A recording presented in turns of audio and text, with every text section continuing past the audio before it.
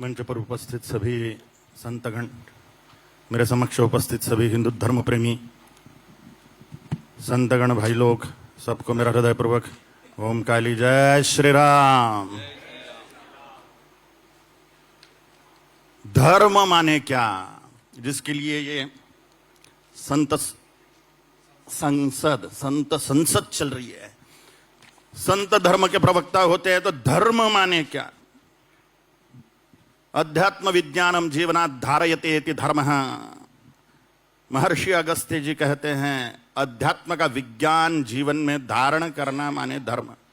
और भी चार अर्थ प्रचलित है धर्म के: गुण धर्म, कर्तव्य धर्म, स्वभाव धर्म, धारणात् धर्म इति आहुः। और अध्यात्म विज्ञानम जीवनात् धारयते इति धर्मः। पहले चारों अर्थ गौण हैं। कर्तव्य को धर्म मानना, ये भी एक अर्थ है। गुणों को, स्वभाव को धर्म मानना, ये भी गौण अर्थ है। धारण करने को धर्म मानना, तो कपड़े धारण करना धर्म हो गया क्या? अलंकार धारण करना धर्म हो गया क्या? चश्मा धारण करना धर्म हो गया क्या? अलग अलग फैशन धारण करना धर्म हो गया क्या? नहीं। धारणा धर्म इति आहुः, ये व्याकरण का सिद्धांत भी गौण है। असलियत में धर्म माने अध्यात्म जीवन में धारण करना, अध्यात्म साइंस जीवन में धारण करना। अध्यात्म विज्ञानम जीवनात् धारयते इति धर्म। अध्यात्म माने आत्मा से संबंधित, परमात्मा से संबंधित, परम सत्य से संबंधित, ईश्वर के साक्षात्कार से संबंधित जो है वो अध्यात्म। इसके विज्ञान को जीवन में धारण करना धर्म है। और यह मात्र एक ही है अनंत कोटि ब्रह्मांडों में, और वह है सनातन हिंदू धर्म। अन्य कोई धर्म ही नहीं है। धर्म का उद्देश्य ईश्वर का साक्षात्कार है, और ईश्वर के साक्षात्कार के लिए जो आवश्यक है उस साइंस को धर्म बोला जाता है। पंथ, इसमें धर्म के 6 भाग है, प्रधान 6 पंथ सनातन हिंदू धर्म के: शैव, वैष्णव, शाक्त, जैन, बौद्ध और सिख। शैव माने शिव और शिव के अवतारों को मानने वाले शैव। वैष्णव माने विष्णु और विष्णु के अवतारों को मानने वाले वैष्णव। शाक्त माने शक्ति को मानने वाले।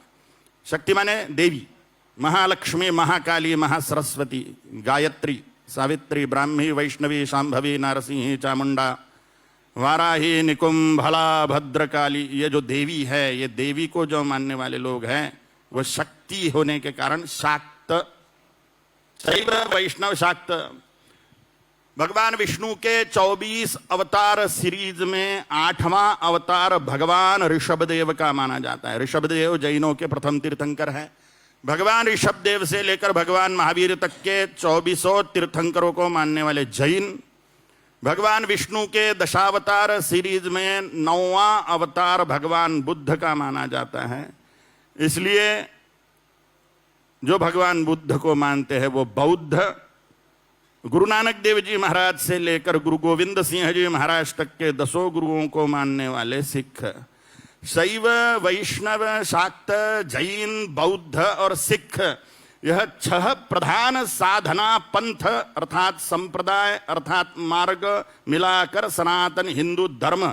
इसमें इस्लाम और क्रिश्चियनिटी नहीं है, और इस्लाम और क्रिश्चियनिटी धर्म ही नहीं है, क्योंकि उसमें से ईश्वर का साक्षात्कार संभव नहीं है। और वह प्रत्यक्ष सनातन हिंदू धर्म के शत्रु है, और वह राष्ट्र के भी शत्रु है। और हिंदुओं को शत्रुबोध होना चाहिए, और जो कि नहीं है। सड़े हुए भाईचारा में हिंदू फंसा हुआ है। सड़े हुए जातीयवाद को, वर्णवाद को चाटेगा हिंदू, और मुसलमानों से भाईचारा निभाएगा। गाय खाने वाला और गाय पूजने वाला भाई नहीं होते।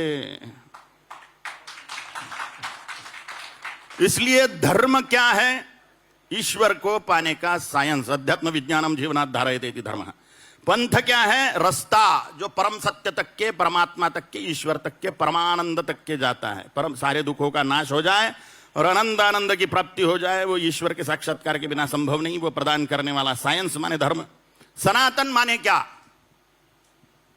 था, है और रहेगा माने सनातन। हिंदू माने क्या?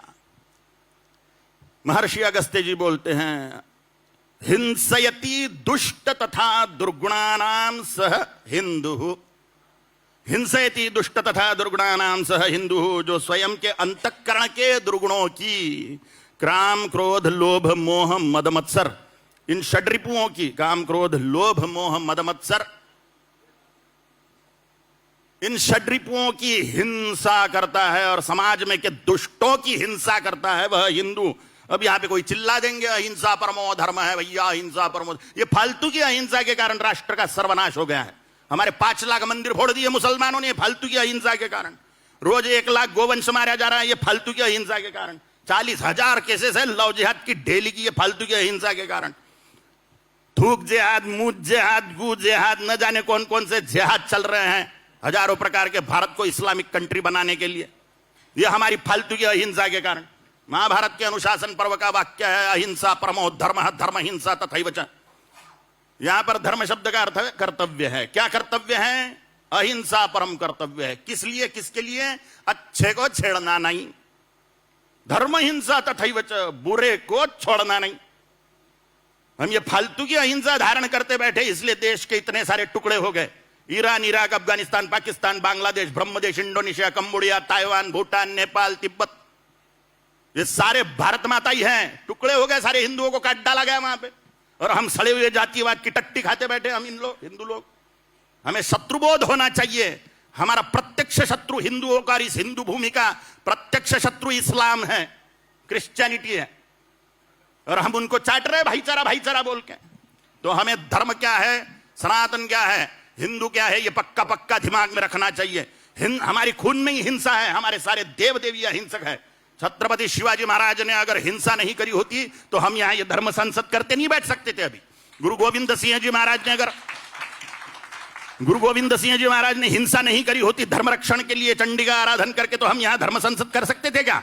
हमारे जो बचे खुचे मंदिर है उनकी हिंसा के कारण सुरक्षित है। अभी हम अपने अपने संप्रदाय में साधना कर पा रहे हैं, उनकी हिंसा के कारण है। हमारी अहिंसकत्व, हमारा शुद्ध शाकाहार उन लोगों की हिंसा के कारण सुरक्षित है। इसलिए हमारे खून की हिंसा हमें जागृत करनी चाहिए।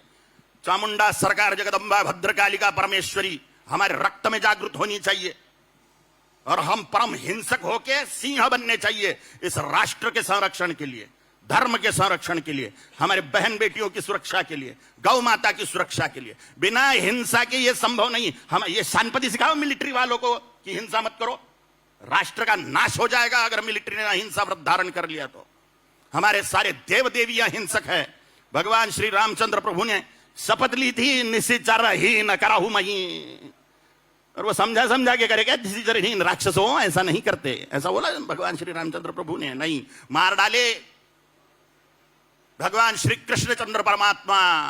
166 करोड़ लोगों को एक जगह लाके 18 दिन में निपटा दिया महाराज। यूपी सरकार में शांति क्यों है? उत्तर प्रदेश में 16,000 निपटा दिए योगी जी ने, एनकाउंटर करके ठुकवा दिए। हिंसा आवश्यक है राष्ट्र और धर्म की सुरक्षा के लिए। हिंसयति दुष्ट तथा दुर्गुणानाम सह हिंदू। अगर हमें ईश्वर चाहिए तो भी हमें अंतःकरण के शत्रुओं की हिंसा करनी होगी। शत्रु माने अरी, जिसने हिंसा कर दी वह हंत, जिसने अंतःकरण के शत्रुओं की हिंसा कर दी वही अरिहंत है। इसलिए हिंसेति दुष्ट तथा दुर्गुणानाम सह हिंदु। धर्म क्या है, हिंदू क्या है, सनातन क्या है, ये मैंने बता दिया। पंथ क्या है ये भी मैंने बता दिया। महाराज जी बिल्कुल, मैं ये कह रहा हूं कि अगर प्रत्येक व्यक्ति हिंसा पर आ जाएगा तो फिर जो देश का माहौल है वो क्या होगा? क्योंकि ठीक है, अहिंसा अपनी जगह है, हिंसा अपनी जगह है, लेकिन हिंसा की जो बात करेंगे, अगर हम यही कहें कि हथियार उठा लो और सड़कों पर निकल जाओ, तो फिर जिस हिंदू धर्म की बात कर रहे हैं, सनातन की बात कर रहे हैं, तब उस पर भी तो सवाल खड़े होंगे। महाराज श्री, हिंदू ही माने हिंसयति दुष्ट तथा दुर्गुणानाम सह हिंदू। अगर समाज में शांति चाहिए तो दुष्टों का नाश करने वाला युद्ध चाहिए। बिना युद्ध के शांति नहीं स्थापित होती। नहीं तो भगवान श्री कृष्ण ने युद्ध काय के लिए करा था? पहले भेज दिए दुष्टों के पास में संदेश कि शांति के लिए 5 गांव दे दो, बोले सुई के नोक पर बैठने जितनी जगह नहीं दूंगा। तो फिर युद्ध अनिवार्य है। गाय का रक्षण चाहिए क्या आप लोगों को? अरे बोलो भाई, लव जिहाद खत्म होना चाहिए क्या? हमें हिंदू राष्ट्र चाहिए क्या? तो हिंसा का जवाब हिंसा है, शांति नहीं है। ये मूर्खतापूर्ण संदेश है। इस गाल पे मारो तो ये गाल आगे करो, मूर्खता है। पाकिस्तान दे दिया था, अब कश्मीर चाहिए, तुरंत बांग्लादेश ले लिया था, केरल जाने की कगार पे है। ये हमारी मूर्खता है। ये मूर्खता जब तक कि हम दूर नहीं करते और हिंसक नहीं बनते, तब तक के भारत मां का रक्षण संभव नहीं है। हिंसा उसलिए कि जो व्यक्ति अगर आपके साथ हिंसक हो रहा है, निसंशय योस्मान द्वेष्टि यम वयम द्वेष्मः, ये वेदों की आज्ञा है। जो मेरा द्वेष कर रहा है, मैं धर्म मार्ग पर चल रहा हूं और मेरा द्वेष कर रहा है, मैं उसको मार डालूंगा। अरे भाई, उसने सिर्फ द्वेष किया तुम्हारा, वो द्वेष किया, तुमने उसको क्षमा कर देनी चाहिए। हाँ, क्षमा कब तक के क्षमा? जब तक कि वो कुछ कर नहीं पा रहा है। वो तब तक के कुछ नहीं कर पाता जब तक कि वो आपसे ज्यादा सामर्थ्यशाली नहीं होता। और जैसे ही वो सामर्थ्यशाली हो जाएगा, वो आपका नाश करेगा। और शिव महापुराण का वाक्य है, वेदज्ञ ब्राह्मण प्रवृत्ति का व्यक्ति भी, वेदनिष्ठ संध्या परायण ब्राह्मण भी आप पर आक्रमण करे तो उसको मार डालो। ये वाक्य है शिव महापुराण का, शास्त्र बोल रहे हैं। योस्मान द्वेष्टि यम द्वयम द्विष्म, वेद बोल रहे हैं।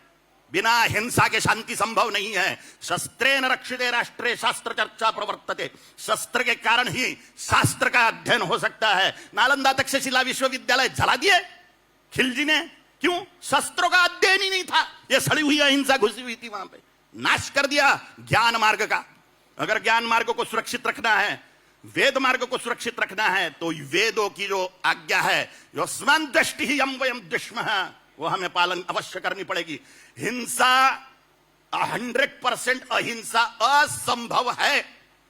100% अहिंसा असंभव है, 100% हिंसा भी असंभव है। मध्यम मार्ग, जिसको जिस भाषा में वो आप बोलते हो निरंतर, कौन सी भाषा में समझाना है वो, अगर कोई हिंसक है तो उसका जवाब हिंसा ही है। महाराज जी, शिक्षा पर क्या सोचते हैं आप? कितना वैदिक शिक्षा जी, ये मैकॉले की शिक्षा पद्धति जी जो अभी चल रही है, शिक्षा का उद्देश्य है सर्वांगीण विकास करते हुए भौतिक और आध्यात्मिक उन्नति को प्राप्त करते हुए ईश्वर को पा लेना। यह शिक्षा का उद्देश्य है। ये शिक्षा में ना भौतिक उन्नति दे रहे हैं, ना आध्यात्मिक प्रगति। हमें पैसे कमाने की अकल ये मैकॉले की शिक्षा पद्धति में नहीं आती। हमें शरीर बनाने की अकल नहीं आती। हमें मनोविज्ञान नहीं सिखाया जाता। हमें कर्मफल विज्ञान नहीं सिखाया जाता। हमें लोक व्यवहार नहीं सिखाया जाता। हिंदुओं का ऋचि संगीत है, वो नहीं सिखाया जाता। अध्यात्म धर्म विज्ञान नहीं सिखाया जाता। तो क्या सिखाया जाता है भैया? जो हमारे जीवन में कोई काम नहीं आता। ग्रेजुएशन हो गया व्यक्ति का कि वो नौकरी ढूंढेगा, सरकारी नौकरी चाहिए, सरकारी नौकरी चाहिए। सरकार ने पैदा कहां से करना इतनी सारी नौकरियां? तो ये शिक्षा व्यवस्था हमें अमीर नहीं बनाती है। मैकॉले की शिक्षा पद्धति, हमें उस शिक्षा पद्धति की आवश्यकता है जो भारत को जगत गुरु बनाए, चक्रवर्ती सम्राट बनाए, सोने की चिड़िया बनाए, अमीर बनाए, संपत्तिशाली बनाए। वो शिक्षा व्यवस्था की हमें आवश्यकता है। ये मैकॉले की शिक्षा पद्धति को हटा के हमें पूर्णतः प्रैक्टिकल शिक्षा पद्धति का लागू करना अत्यंत आवश्यक है। और उसमें धर्म शिक्षण होना चाहिए और असली इतिहास सिखाया जाना चाहिए, जो हिंदुओं का गौरवशाली इतिहास है। आपको लगता है कि संत अगर शिक्षा पद्धति पर बात करे, प्रयास करे, तो शायद जो वैदिक ज्ञान की जिसकी आपने अभी बात की है, उसका बड़ा असर देश में आ सकता है? जी, इसके लिए अन्य संतों को मैं क्या उपदेश करूं? यहां पर सबसे कम उम्र का मैं ही हूं, ये शरीर। लेकिन पुणे में 200 एकड़ भूमि मुझे दान प्राप्त हुई है। उसमें मैं एक बड़ी यूनिवर्सिटी का निर्माण करने वाला हूं, महर्षि अगस्त्य इंटरनेशनल हिंदू यूनिवर्सिटी नाम से। तो मैं इसमें कार्य करना शुरू कर दिया है। चामुंडा सरकार कालिका परमेश्वरी की इच्छा से होगा, अगस्त्य महामुनि की दया से। तो आपको लगता है कि वैदिक शिक्षा जरूरी है, उसका ज्ञान भी होना चाहिए? भारतीय पारंपरिक विद्या व्यवस्था तो होनी चाहिए। आधुनिक शिक्षा पद्धति, असली शिक्षा, यह मैकॉले की शिक्षा पद्धति नहीं, इसमें से कोई रियल पढ़ाया नहीं जाता। असली आधुनिक शिक्षा व्यवस्था भी होनी चाहिए, ग्लैमरस होनी चाहिए। गुरुकुल में अगर मैं गुरुकुल स्थापित करूं तो कौन अपने बच्चे को भेजे भाई? बच्चे का भविष्य क्या है, वो खाएगा क्या, ऐसे विचार आएंगे लोगों को। तो मैं आधुनिक ग्लैमरस शिक्षा पद्धति को स्थापित कर रहा हूं और उसमें मैं धर्म भी सिखाऊंगा। वहां पे चामुंडा सरकार का शक्तिपीठ, माने कालिका परमेश्वरी का शक्तिपीठ भी स्थापित करूंगा और जगदम्बा के चरणों में धर्म शिक्षा भी होगी। जी महाराज। महाराज जी, मैं कह रहा था कि अभी आधुनिक शिक्षा की बात की है, तो आधुनिक शिक्षा तो हमारे वेदों में पहले से रही है। आप देखिए कि कोई चीज ऐसी नहीं है जो वहां से नहीं ली गई हो।